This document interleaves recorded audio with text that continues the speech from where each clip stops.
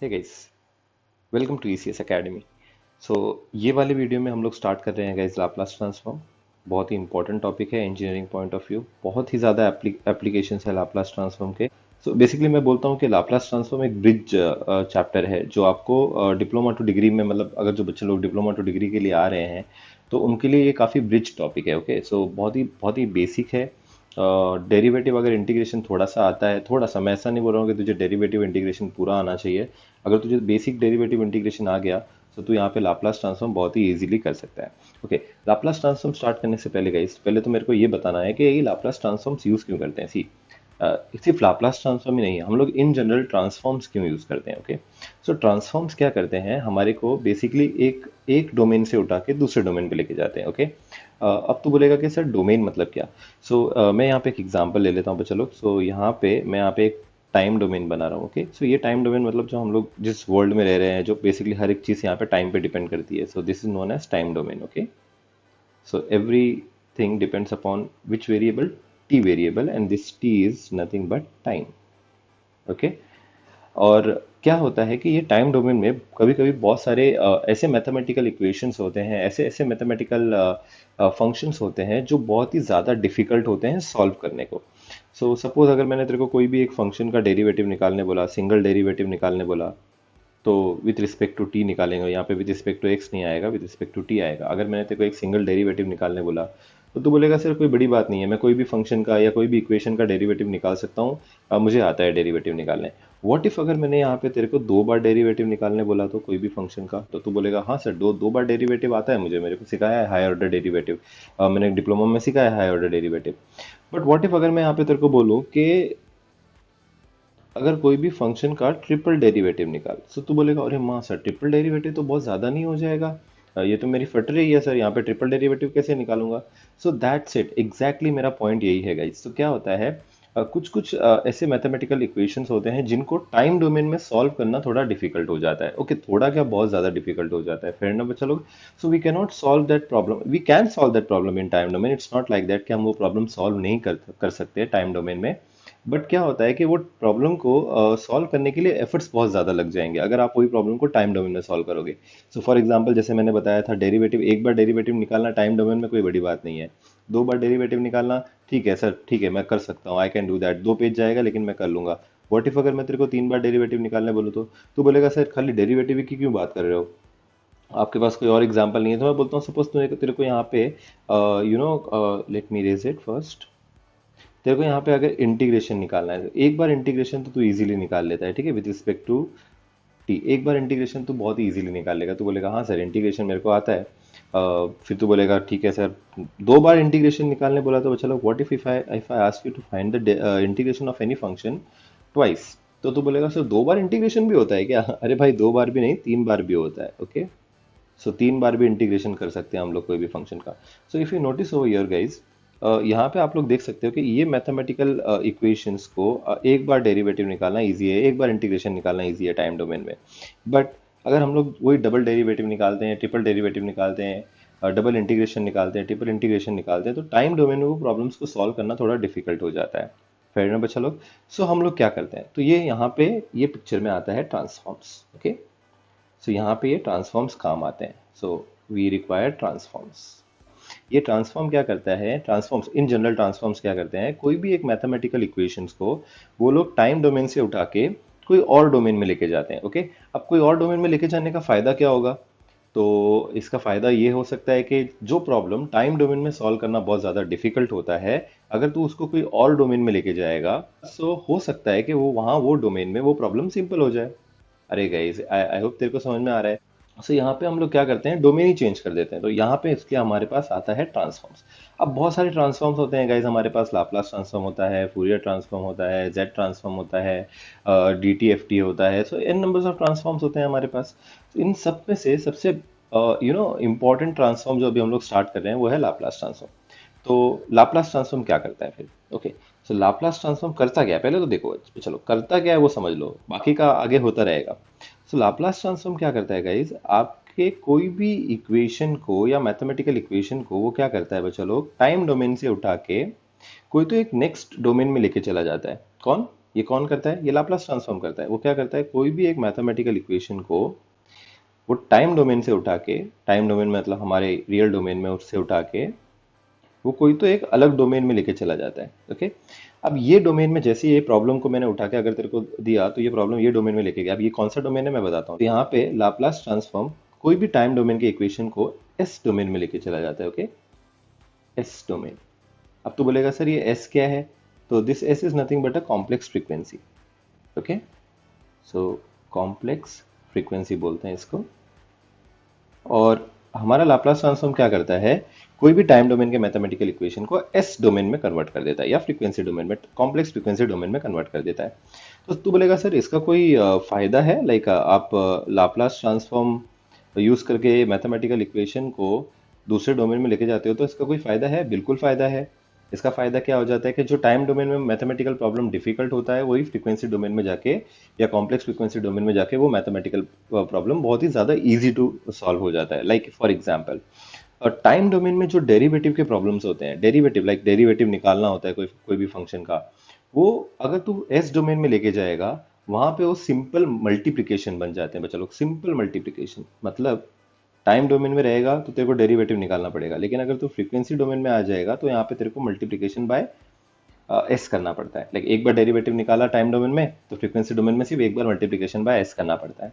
Fair ना बच्चा लोग? यहाँ पे अगर एक बार इंटीग्रेशन करता है तो फ्रीक्वेंसी डोमेन में तुझे खाली क्या करना पड़ेगा, डिवीजन करना पड़ेगा। अब मुझे बताओ, मल्टीप्लिकेशन और डिवीजन ज्यादा ईजी है या डेरिवेटिव और इंटीग्रेशन निकालना ज्यादा ईजी है? तो ऑफ कोर्स गाइस, मल्टीप्लिकेशन और डिवीजन ज्यादा इजी है। तो आई होप तेरे को एक अंडरस्टैंडिंग आया रहेगा कि हम लोग लाप्लास ट्रांसफॉर्म यूज क्यों करने वाले हैं। ओके, सो लाप्लास ट्रांसफॉर्म क्या करता है, कोई भी एक मैथमेटिकल फंक्शन को, मैथमेटिकल इक्वेशन को कोई दूसरे डोमेन में लेके चला जाता है जिस डोमेन में वो मैथमेटिकल इक्वेशन सिंपल हो जाता है। ओके, लाइक ऑपरेशंस बहुत सिंपल हो जाते हैं वहां पे। कूल गाइस, आई होप तेरे को यहाँ पे समझ में आया। तो तू बोलेगा ओके सर कूल, बराबर है।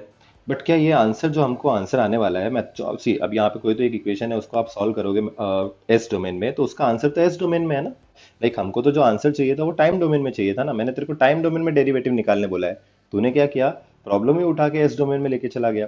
और एस डोमेन में लेके जाने के बाद तू वहां पे सॉल्व कर रहा है। बट मुझे आंसर वहां पे नहीं चाहिए, मेरे को चांद पे थोड़ी ना आंसर चाहिए, मुझे तो वापस यहाँ पे अर्थ पे चाहिए मेरा आंसर। सो मैं क्या करता हूँ बच्चा लोग, अभी अभी यार इतने तो इंजीनियर लोगों के दिमाग में आएगा ही कि सर अगर लाप्लास ट्रांसफॉर्म टाइम डोमेन के प्रॉब्लम को उठा के फ्रीक्वेंसी डोमेन में कन्वर्ट कर देता है या फ्रीक्वेंसी डोमेन में लेके चला जाता है जहाँ पे प्रॉब्लम इजी हो जाते हैं, तो इनवर्स लाप्लास ट्रांसफॉर्म करके भी एक चीज होती है guys.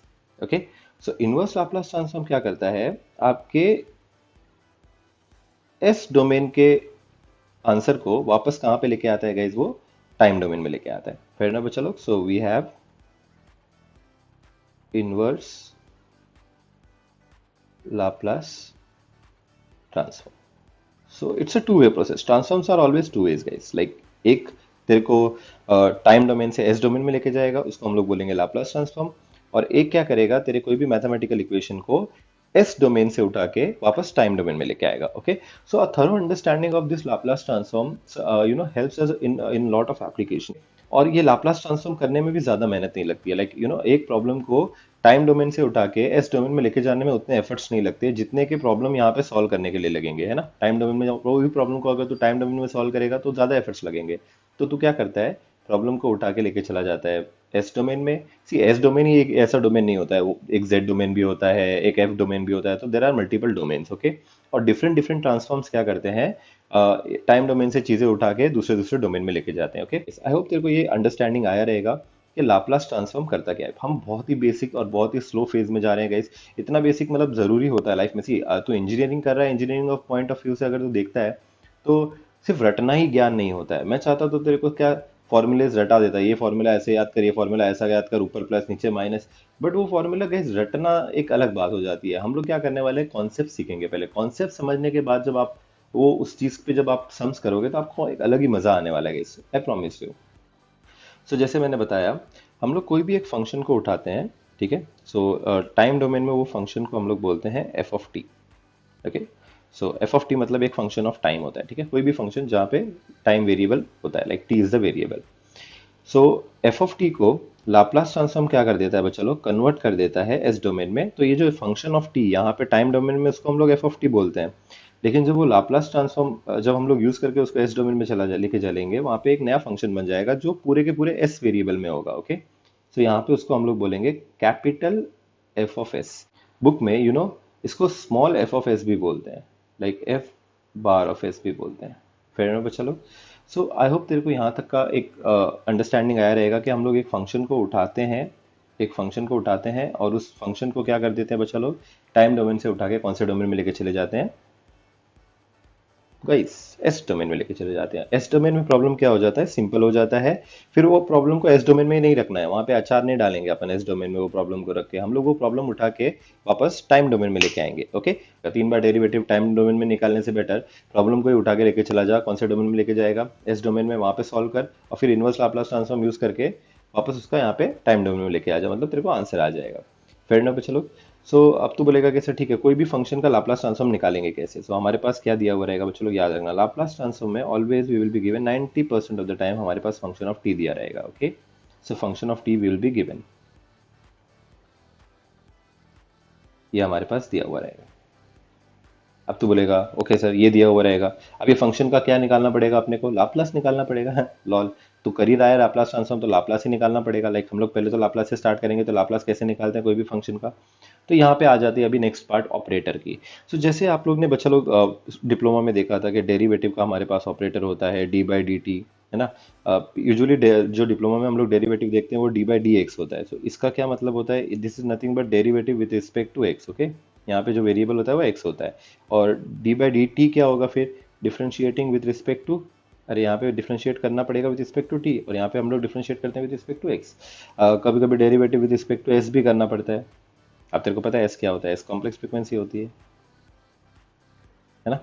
So derivative is like हम लोग ऑलरेडी डेरिवेटिव के बारे में थोड़ा बहुत देख चुके हैं, हमारे प्री रिक्विसाइट लेक्चर में भी हम लोगों ने डेरिवेटिव के बारे में अच्छा खासा डिस्कस किया था गाइस। ओके, सो जैसे डेरिवेटिव में ये D by D T, D by D x, D by D S ये ऑपरेटर होते हैं, उसी तरह इंटीग्रेशन में भी ऑपरेटर होता है। ये देखो ऐसे एक सांप जैसी साइन, और ये डी एक्स इंटीग्रेशन का ऑपरेटर है, इसको हम लोग बोलते हैं integrating with respect to X variable. अगर उसी तरह अगर मैं यहाँ पे इंटीग्रेशन निकालता हूँ dx की जगह पे, अगर मैं यहाँ पे dt लिखता हूँ, तो इसको हम लोग बोलेंगे integration with respect to t, integration with respect to time. Okay, so ये हो गए हैं operator. So these are nothing but operators. अब ये कौन से ऑपरेटर्स हैं तुझे पता है, पहला वाला कौन सा ऑपरेटर है guys? ये डेरिवेटिव ऑपरेटर है, ये डेरिवेटिव ऑपरेटर, ये डेरिवेटिव ऑपरेटर, ये डेरिवेटिव ऑपरेटर, ये इंटीग्रेशन का ऑपरेटर, ये इंटीग्रेशन का operator with respect to T. फिर ना बच्चा लोग, सो सर लाप्लास का भी कोई ऑपरेटर होता है क्या? सो गाइज लाप्लास का ऑपरेटर भी होता है, उसको हम लोग बोलते हैं लाप्लास, लाइक कैपिटल एल लिख देते हैं हम लोग, और यहाँ पे जो भी फंक्शन का हम लोग को लाप्लास निकालना होता है वो यहाँ पे लिख देते हैं। फिर ना बच्चा लोग, सो ये जो बादल बनाया है this is actually a function. Okay, so कोई भी फंक्शन का अगर हम लोग को लाप्लास निकालना है, तो उस फंक्शन के आगे कैपिटल एल लिख के उस फंक्शन को कर्ली ब्रैकेट में डाल देने का। So this L is known as Laplace operator.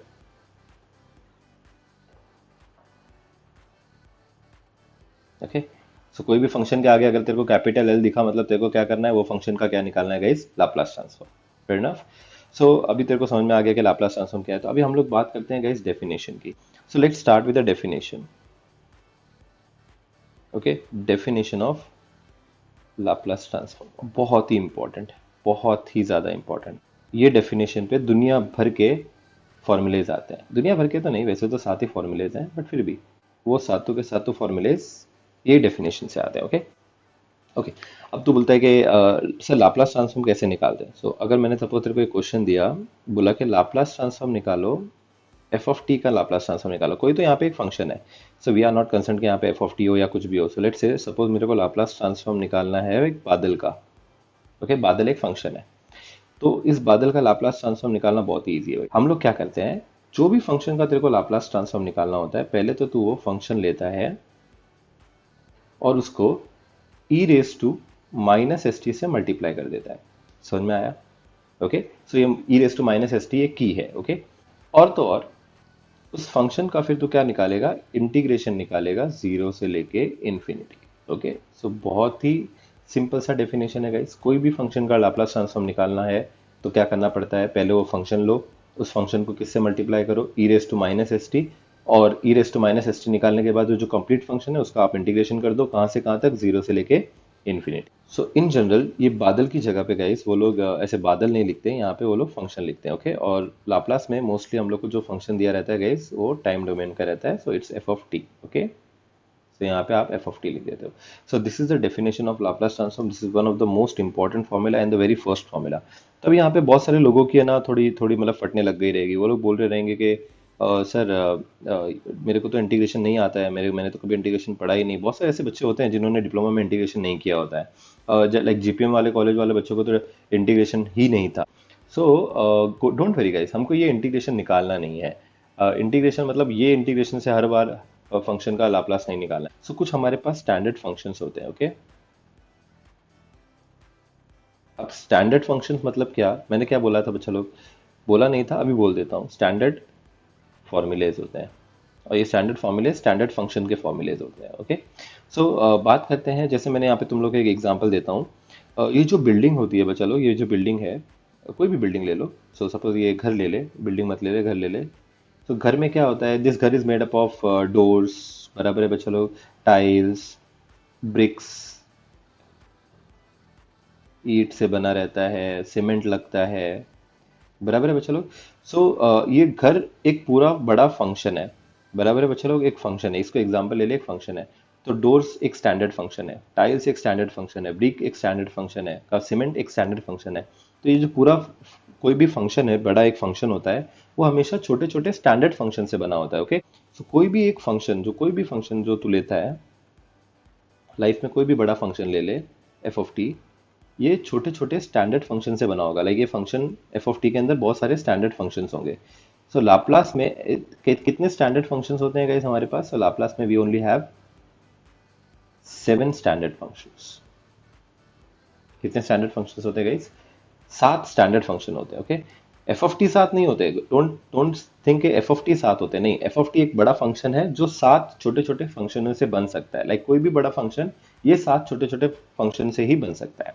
Okay, all दो इससे भी ज्यादा होते हैं, बट ये 7 सबसे most widely 99% of the time हम लोग ये 7 स्टैंडर्ड फंक्शंस ही देखते हैं। ओके, जैसे सुभाष चंद्र जी बोस ने बोला था कि तुम मुझे खून दो, मैं तुम्हें आज़ादी दूंगा। उसी तरह मैं तुम लोगों को आज एक सेंटेंस बोलता हूँ कि तुम मुझे लाप्लास के ये 7 फॉर्मूलेज दो, मैं तुम्हें लाप्लास दूंगा। क्या बच्चा लोग, तुम मुझे 7 फॉर्मूलेज दो, मैं तुम्हें क्या दूंगा? लाप्लास दूंगा। तो सबसे पहले तो वो फॉर्मूलेज मुझे ही लिखा के देने हैं। ओके, सबसे पहला जो फंक्शन होता है गाइस, उसको हम लोग बोलते हैं कांस्टेंट। ओके, कोई भी कांस्टेंट फंक्शन। अब यहाँ पे यूजुअली हम लोग कांस्टेंट को के से रिप्रेजेंट करते हैं। ओके, सो लाप्लास ट्रांसफॉर्म अगर तुझे के का निकालना है, चलो के का लाप्लास ट्रांसफॉर्म निकालना है, तो मेरे को यहाँ पे ऑपरेटर लगाना पड़ेगा। So we need to find Laplace transform. Okay, so ये बाहर जो है वो है एल। फिर ना चलो, सो लाप्लास ट्रांसफॉर्म ऑफ कांस्टेंट का फॉर्मूला इज के बाय एस। मतलब अगर एग्जाम्पल ले लेते हैं इसमें, यहाँ पे मैं थोड़ा एग्जाम्पल लेता हूँ बच्चा लोग। तो कल को अगर मैंने तेरे को बोला लाप्लास ट्रांसफॉर्म निकाल 6 का, so you know that this 6 is nothing but a constant. तो 6 का लाप्लास ट्रांसफॉर्म कैसे निकलेगा पता है? 6 डिवाइडेड बाय एस। कैसे निकलता है बच्चा लोग? 6 divided by S, that's it, इतना आंसर है। तो बोलेगा सर ये 6 बाय एस कैसे आया, आप मुझे बताओ। ये Laplace transform of 6 by X कैसे आया? तो मैं तेरे को ये एक फॉर्मूला चाहिए तो डिराइव भी करके दिखा सकता हूँ।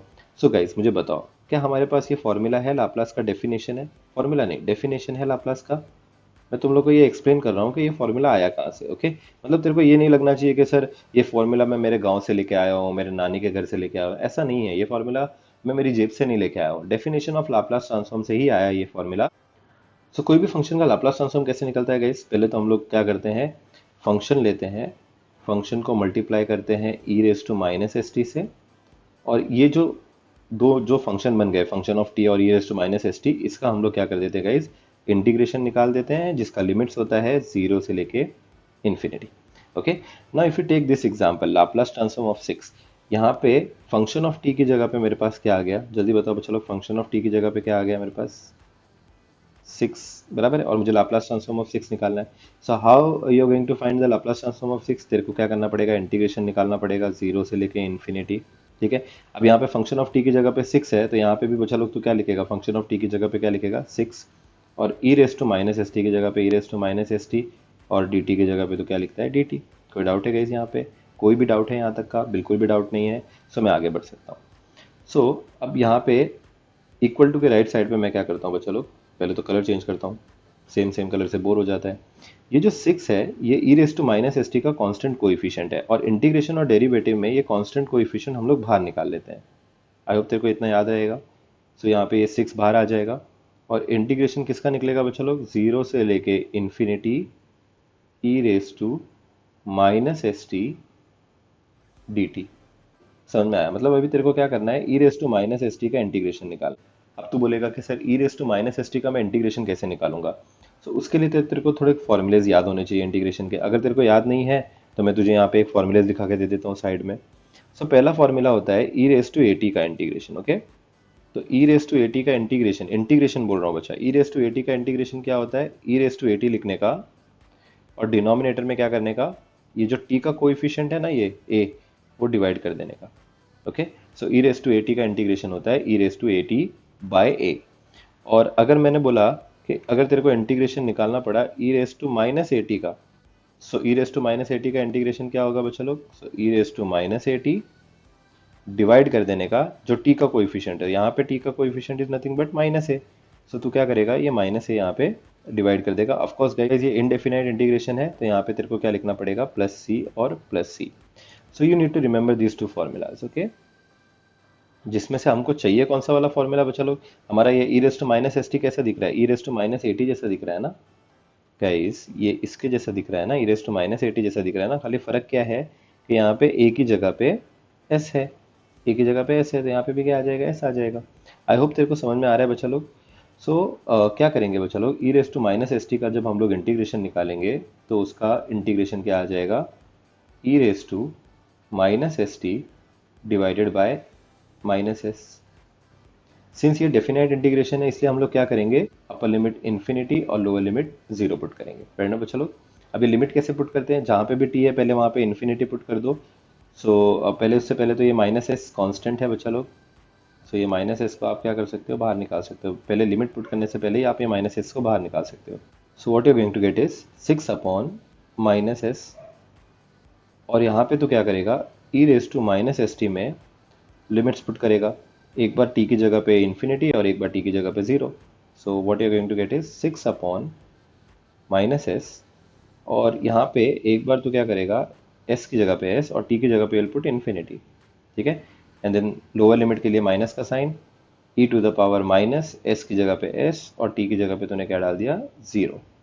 Okay, so this is how we actually put the upper limit and lower limit. Okay, so 6 upon minus S की जगह पे 6 अपॉन माइनस एस आ जाएगा। इन्फिनिटी अगर कोई भी माइनस नेगेटिव नंबर से मल्टीप्लाई होता है तो it will become minus infinity.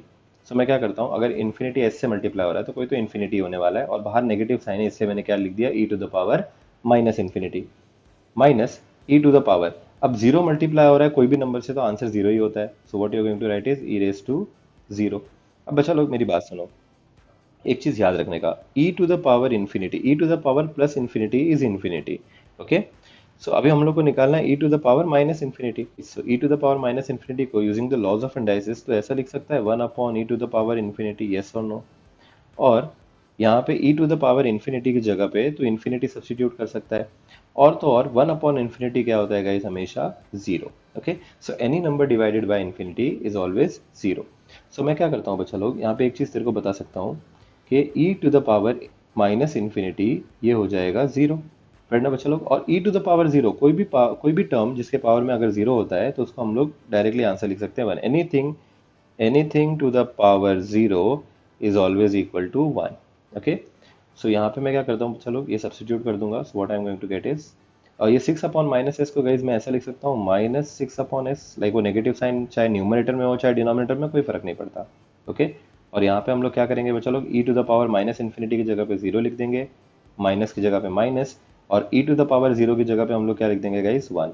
Okay, so now what we are going to do is minus 6 upon S की जगह पे माइनस 6 अपॉन एस, और जीरो माइनस वन का आंसर होता है minus one, zero minus one is minus one. अब अगर ये माइनस वन और ये नेगेटिव साइन मल्टीप्लाई हो जाएंगे so it will become plus.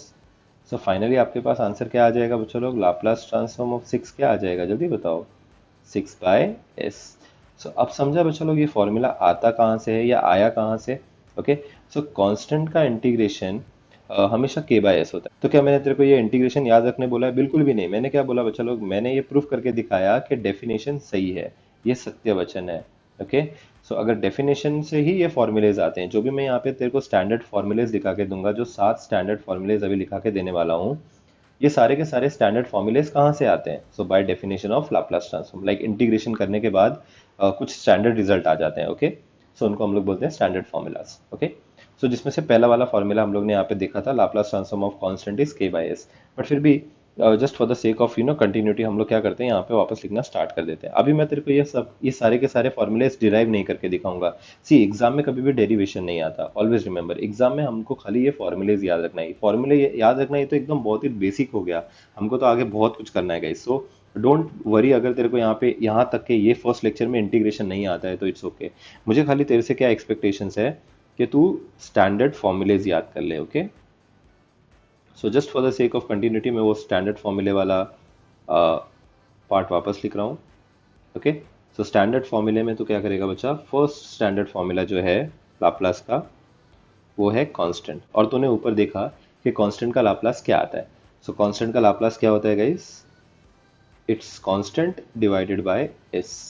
Okay, so I hope तेरे को यहाँ तक का चीज़ समझ में आया रहेगा।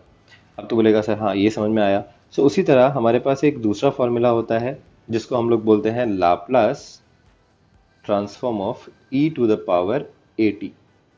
Okay, e to the power at में a कोई भी कांस्टेंट हो सकता है। ओके, सो a कोई भी कांस्टेंट हो सकता है। a की जगह पे 1 2 3 4 कुछ भी हो सकता है, positive 1 2 3 4। Okay, so Laplace transform of e to the power at, इसका आंसर क्या आता है बच्चा लोग? 1 upon s minus A. Okay, so कभी भी क्या करने का, टी के बाजू में ये जो ए दिख रहा है बच्चा लोग, ए, उसका साइन देखने का। यहाँ पे ए अगर पॉजिटिव रहेगा, सो अगर ये पॉजिटिव रहेगा, तो यहाँ पे हमारे पास कौन सी साइन रहेगी बच्चा लोग? If this is positive, if the coefficient of T is positive, तो यहाँ पे एस माइनस ए आएगा। ओके, है ना बच्चा? ओके कूल, यहाँ तक आई होप तेरे को समझा रहेगा। सो ये मैं इरेज कर देता हूँ। So what is the Laplace transform of e raise to at? It is 1 upon s minus a. तो बोलेगा सर व्हाट इफ अगर वो a जो है वो नेगेटिव होगा तो? सो मैं इसके लिए तेरे को सेकंड फार्मूला लिखा के देता हूँ। लाइक नेगेटिव के लिए भी हमारे पास एक फार्मूला है जिसका भाई है। ओके, सो अगर व्हाट इफ अगर तेरे को लाप्लास ट्रांसफॉर्म निकालना पड़ा e to the power minus A T. हाँ सर, टी का जो कोएफिशिएंट है ना, कोई टी का कोएफिशिएंट वो माइनस ए है, मतलब यहाँ पे माइनस साइन आ गई। सो माइनस साइन आती है तो आपको यहाँ पे अपोजिट साइन लिखनी पड़ती है। Okay, so what you are going to write is e Laplace transform of e to the power minus A t is 1 upon s plus a. Okay, so अगर यहाँ पे इसके एग्जाम्पल देख लेते हैं। इसके एग्जाम्पल बहुत इंपॉर्टेंट है बच्चों, ये एग्जाम्पल ध्यान से देखो। सो व्हाट इफ अगर मैंने तेरे को बोला लाप्लास ट्रांसफॉर्म निकाल e to the power 90। So e to the power 90 का लाप्लास ट्रांसफॉर्म आएगा 1 अपॉन s। और सिंस यहाँ पे ये जो 9 है, इस 9 के आगे कोई साइन नहीं है, सो 9 पॉजिटिव होगा, सो यहाँ पे आएगा -9। आई होप तेरे को यहाँ तक समझ में आया बच्चा लोग। चलो अब एक और एग्जाम्पल लेते हैं। व्हाट इफ अगर मैंने तेरे को बोला लाप्लास ट्रांसफॉर्म ऑफ -70 निकालो। So e to the power -70, as you can see यहाँ पे जो t का कोएफिशिएंट है वो -7 है। अरे गाइस, -7 नेगेटिव नंबर है तो यहाँ पे पॉजिटिव साइन आएगी। So what you are going to write is 1 upon s plus A. So opposite sign लिखने का। अगर तेरे को ये एग्जांपल क्लियर हो गए रहेंगे गाइस, तो हम लोग अभी थर्ड फॉर्मूले पे जा सकते हैं। So let me erase this example.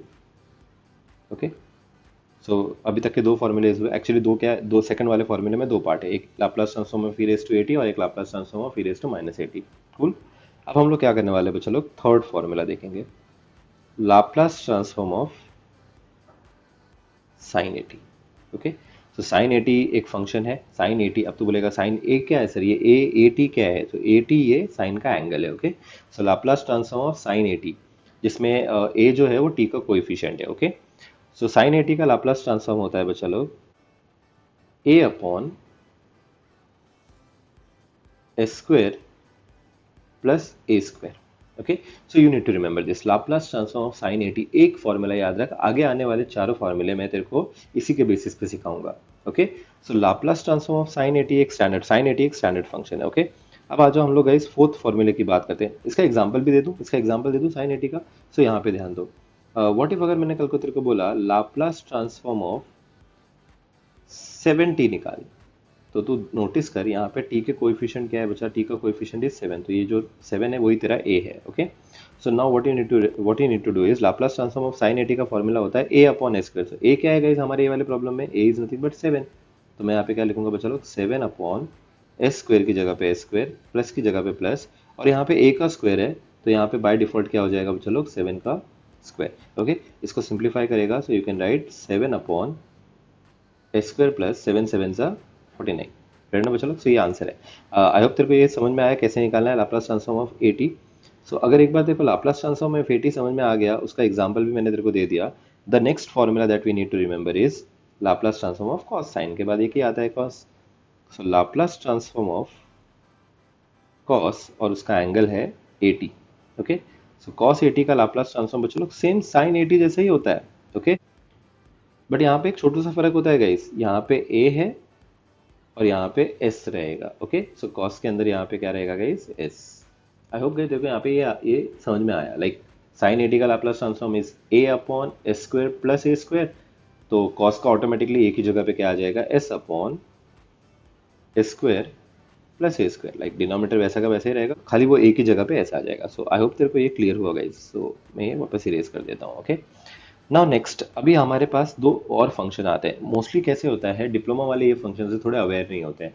सो जैसे ये साइन और कॉस सर्कुलर फंक्शंस होते हैं, वैसे ही हमारे पास कुछ हाइपरबोलिक फंक्शंस भी होते हैं। ओके, जिसको हम लोग बोलते हैं साइन एटी और कॉस एटी, या जिसको साइन हाइपरबोलिक एटी और कॉस हाइपरबोलिक एटी भी बोलते हैं। Okay, so let me give you the fifth formula which is Laplace transform of. देखो चलो यहाँ पे कैसे ये साइन 80 है। ओके, सो साइन एक रेशियो है, यहाँ पे शाइन रेशियो होता है। ओके, सो बहुत सारी कॉलेज की टीचर इसको शाइन बोलती हैं, SINH is shine. Okay, but मैं कभी भी इसको शाइन शाइन नहीं बोलूंगा, I will call it as sine hyperbolic. Okay, so इसको हम लोग बोलते हैं साइन हाइपरबोलिक। लाइक SINH एक साथ लिखते हैं और उसका जो एंगल रहेगा वो होगा 80। ओके, तो साइन हाइपरबोलिक 80 का लाप्लास ट्रांसफॉर्म होता है सेम साइन 80 जैसा ही होता है, एग्जैक्टली साइन 80 जैसा ही होता है। खाली ये जो डिनोमिनेटर में जो पॉजिटिव साइन है गाइस, वो यहाँ पे नेगेटिव हो जाती है। ओके, सो साइन 80 का लाप्लास ट्रांसफॉर्म कोई बता सकता है गाइस क्या आएगा? So will get a upon A square, और खाली ये जो प्लस यहाँ पे थी साइन 80 में जो प्लस साइन था, साइन हाइपरबोलिक में वो नेगेटिव हो जाएगा। ओके, और यहाँ पे ए स्क्वायर की जगह पे ए स्क्वायर। सो आई होप तेरे को ये आइडिया आगे रहेगा। चलो कि साइन हाइपरबोलिक करके एक फंक्शन होता है और उसका आंसर सेम साइन 80 जैसा ही होता है, खाली फर्क उतना है कि जो प्लस साइन होती है डिनोमिनेटर में वो नेगेटिव हो जाती है। फ्रेंड ना बच्चा, now what we are going to do is अभी हम लोग सिक्स्थ फॉर्मूला देखेंगे। सो अभी समझ में आ ही गया रहेगा, अगर फिफ्थ इज साइन हाइपरबोलिक तो सर कॉस हाइपरबोलिक भी होता है क्या? So of course we have cos hyperbolic, और उस कॉस हाइपरबोलिक का लाप्लास निकालना है। So Laplace transform of COSH, इसको कोई कोई कॉश भी बोलते हैं, कॉश। ओके, कोई कोई कॉलेज की टीचर इसको कॉश बोलती है, बट मैं क्या करता हूँ गाइस, यूजुअली इसको कॉस हाइपरबोलिक ही बोलूंगा। Okay, so cos hyperbolic COSH एक साथ लिखने का, थोड़ा स्पेस देने का, और उसके बाद उसका एंगल जिसको हम लोग बोलेंगे 80।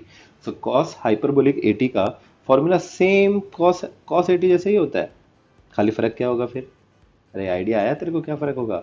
जो डिनोमिनेटर में वो प्लस साइन दिख रहा है, कॉस 80 के जो डिनोमिनेटर में प्लस साइन दिख रहा है ना फॉर्मूले में, वो प्लस साइन खाली यहाँ नेगेटिव हो जाएगा। सो तू यहाँ पे क्या लिख सकता है बच्चा, कॉस हाइपरबोलिक 80 का लाप्लास ट्रांसफॉर्म होता है s अपॉन ए स्क्वायर माइनस ए square.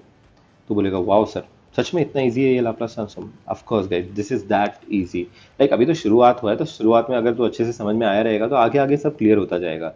So always remember guys, so starting से ही हमारा ये बेस स्ट्रॉन्ग रखने का है ना। मतलब स्टार्टिंग का लाइक अगर तू कभी बिल्डिंग बनाता है तो यू नो सबसे पहले तो क्या खोदता है, उसकी नींव खोदता है ना।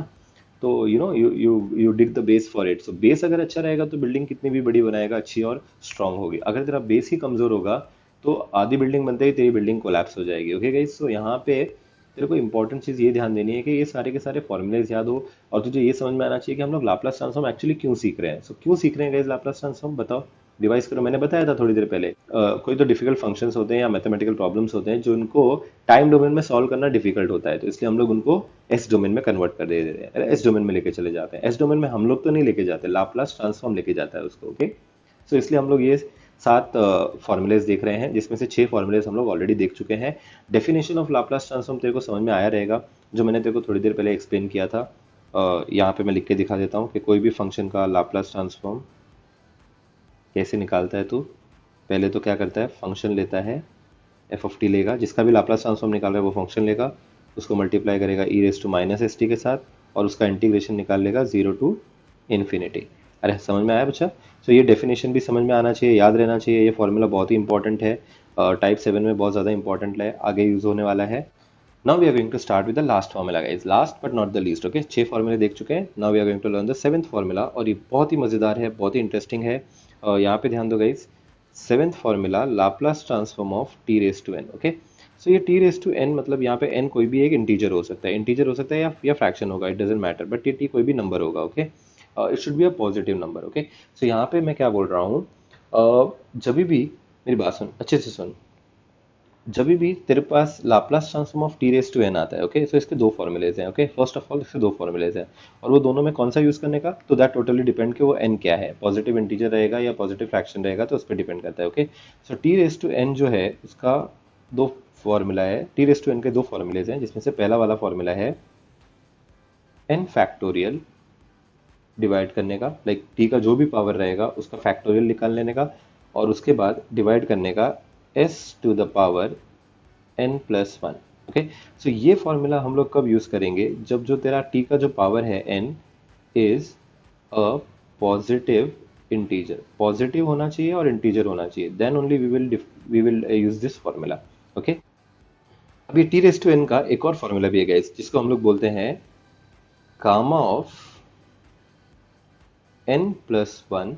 अभी गामा क्या है वो सब मैं तेरे को एक्सप्लेन करूंगा जब हम लोग प्रॉब्लम्स करेंगे तो, बट फिलहाल के लिए तेरे को खाली इतना याद रखना है, टी रेस टू एन के दूसरा formula is gamma of n plus one divided by s raise to n plus one. अच्छा, ये कब यूज करना है गाइस, जब n पॉजिटिव इंटीजर नहीं होगा, so I can write it otherwise.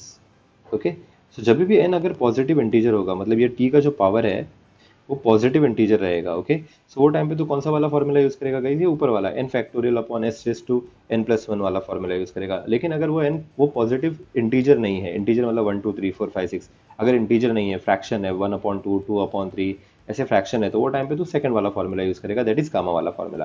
तो मेरे को तीन चीजें चाहिए यहाँ पे ये वीडियो से, पहला वाला लाप्लास ट्रांसफॉर्म हम लोग क्यों यूज़ करते हैं, कोई भी डिफिकल्ट प्रॉब्लम जो टाइम डोमेन में डिफिकल्ट प्रॉब्लम होती है उसको हम लोग फ्रीक्वेंसी डोमेन में लेके जाएंगे तो वो इजी हो जाती है। फ्रीक्वेंसी मतलब कॉम्प्लेक्स फ्रीक्वेंसी। ओके, सो ऐसे एक कॉम्प्लेक्स फ्रीक्वेंसी होती है। उसके बाद हम लोग ने देखा डेफिनेशन ऑफ लाप्लास ट्रांसफॉर्म, जिसमें हम लोग ने देखा कि कोई भी फंक्शन का लाप्लास ट्रांसफॉर्म कैसे निकालते हैं। तो हमारे पास एक फॉर्मूला है, integration 0 to infinity f of t into e to minus S T D t, वो फॉर्मूला हम लोग ने देखा है गाइस। और तो और लास्ट में ये 7 फॉर्मूलेज। ओके, ये 7 फॉर्मूलेज तू बचा अच्छे से याद कर। व्हाट आई रिक्वायर्ड इज कि जब तू नेक्स्ट वीडियो देखे तो उससे पहले तू ये 7 फॉर्मूलेज अच्छे से याद कर ले। ये 7 फॉर्मूलेज करेगा तो आगे आने वाले वीडियोस में तेरे को उतना डिफिकल्टी नहीं होगी। आई होप गाइस तेरे को ये वीडियो लेक्चर समझ में आया। अगर तुझे समझ में आया तो गाइस तू अपने फ्रेंड्स के साथ शेयर कर, उनको रेफर कर, उनको बोल के ईसीएस एकेडमी में इतना अच्छे से सिखाया जाता है, उनके वीडियो क्वालिटी भी इतनी अच्छी है कि अच्छे अच्छे क्लासेस को भी मात दे सकती है। फिर ना बच्चा लोग, thank you so much for watching the video.